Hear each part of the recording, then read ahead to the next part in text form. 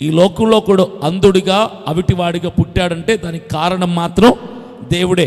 చాలామంది అంటూ ఉంటారు, వీళ్ళ అమ్మ వాళ్ళు ఏం పాపం చేశారో, వీళ్ళ పూర్వీకులు ఏం పాపం చేశారో, అందుకే ఇలాంటి వాడు పుట్టాడు, అందుకే అవిటివాడు పుట్టాడు, అందుకే లోపం ఉన్నవాడు పుట్టాడు, అందుకే జ్ఞానం లేకుండా పుట్టాడు అంటారు.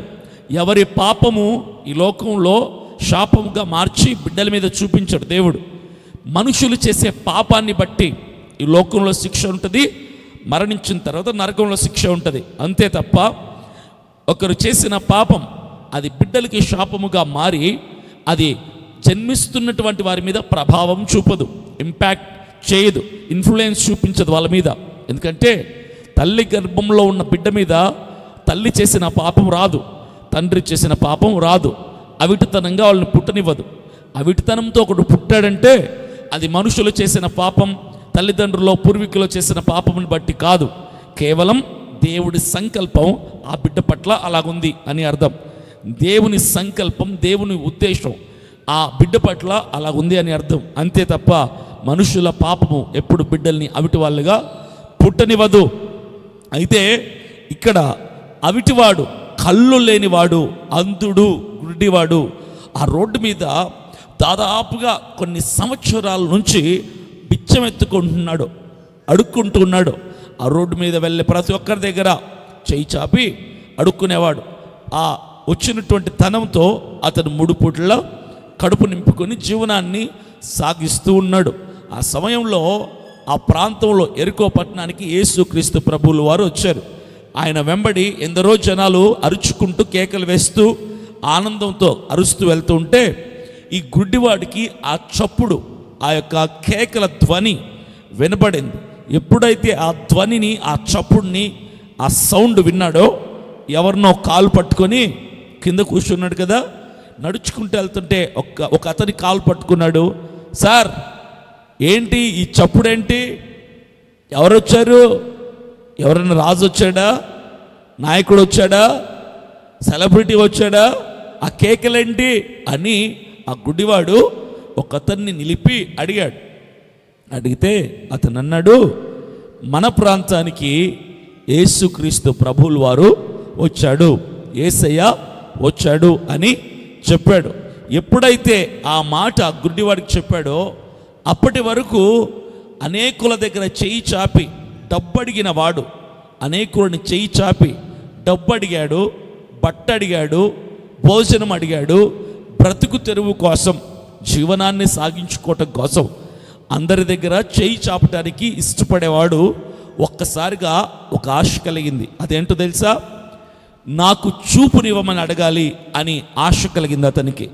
అయితే వెంటనే ఏం చేశాడు తెలుసా, దావీదు కుమారుడా యేసయ్యా నన్ను కరుణించవా అని కేకలు వేట మొదలు పెట్టాడు. He started shouting out to the lord Jesus Christ. క్రీస్తు ప్రభువుల వారికి వినపడేంతగా గట్టిగా కేకలు వేట మొదలు పెట్టాడు. ఈ రోజున నీ అవసరం ఏదైనా, నీ కష్టం ఏదైనా, నీ బాధ ఏదైనా, నీ కుటుంబం ఎలాంటి స్థితిలో ఉన్నా, whatever the trouble that you are facing in your life, whatever the circumstances that you are having in your life, whatever the tribulations that is around you, నీ చుట్టూ ఉన్నటువంటి శ్రమలు, నీ ముందు ఉన్నటువంటి కష్టాలు, నీ కుటుంబంలో ఉన్నటువంటి శోధనలు ఏవైనా కావచ్చు. అయితే నువ్వు మనుషుల దగ్గరికి వెళ్ళిపోయి మనుషుల దగ్గర చేయి చాపేసి మనుషుల అవసరతలను తీరుస్తారు అని ఆలోచనలో ఉన్నావేమో, కానీ నువ్వు పిలవాల్సింది మనుషుల్ని కాదు, నువ్వు చూడాల్సింది మనుషుల వైపు కాదు. ఆ రోడ్డు మీద ఉన్న గుడ్డివాడు మనుషులు వస్తున్నారు. ఏ రోజు అతని కష్టం ఏంటో తెలుసా, కనులు లేవు, అదే అతని కష్టం. ఆ గుడ్డివాడికి మనిషి ఎలా ఉంటాడో కూడా తెలీదు. అంధుడుగా పుట్టాడు కాబట్టి మనిషి ఎలా ఉంటాడు, మనిషిని యొక్క రూపం కూడా అతనికి తెలియదు. మనిషిని ఎప్పుడు చూడలా, జంతువులు ఎలా ఉంటాయి తెలీదు, అతని జంతువులను ఎప్పుడు చూడలా, రంగులు ఎలా ఉంటాయి తెలీదు, అతను రంగులను ఎప్పుడు చూడలా, అతను ఏది చూడలేదు.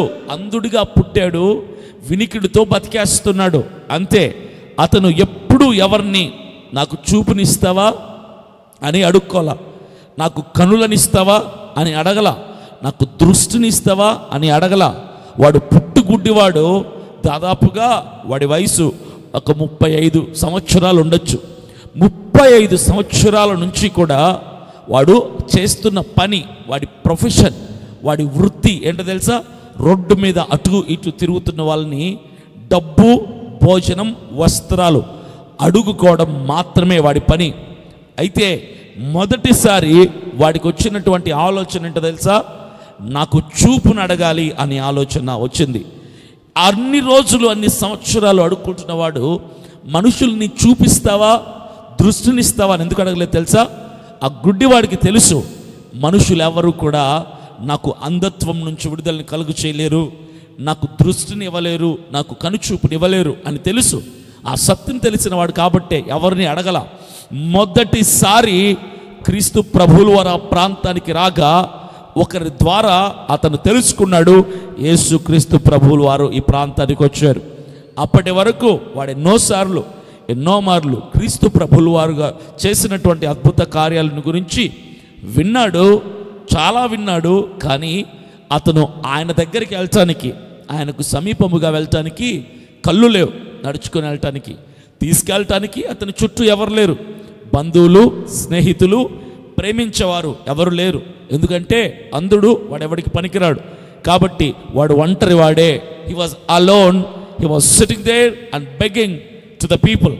వాడు ఒంటరివాడు, రోడ్డు మీద కూర్చొని అడుక్కోవటం వాడి వృత్తి.